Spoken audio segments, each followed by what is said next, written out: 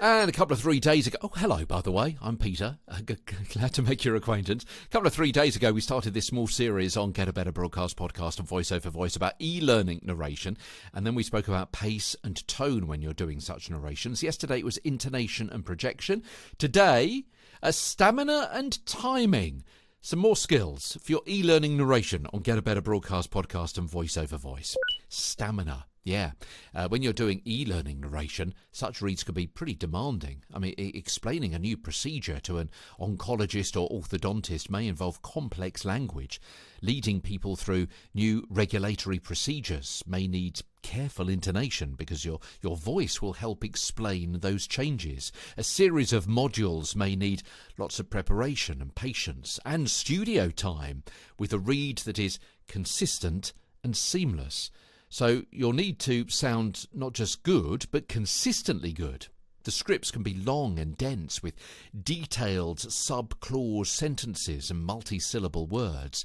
So you need to have the mental focus and vocal health to keep your concentration, ensure that you don't start to sound flat, and the last hour sounding much like the first in terms of interest and intonation. Oh, and also to be able to not get frustrated and flustered when you do make a fluff. You can correct it, refocus, and move on. The nature of these reads is that they're likely to be different sections, different chapters or subtopics within the script, so you can get a natural pause in proceedings, but they all have to sound similar because they may be heard together rather than unit by unit. Some people will just use it as like a box set and work their way through. On this, no annoying lilt or mouth clicks. People will be listening to you for several minutes or maybe even hours, so even though they may not have to love your voice, it certainly shouldn't grate on them. And also today, let's have a brief look at timings. Yeah, you need a sense of timing because you'll have to speak to visuals very likely, matching your delivery to changing on-screen graphics.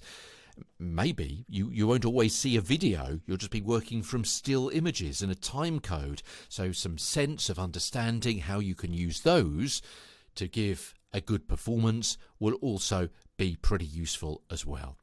Tomorrow, sight reading skills for your e-learning narration as Get a Better Broadcast podcast and Voice Over Voice continues.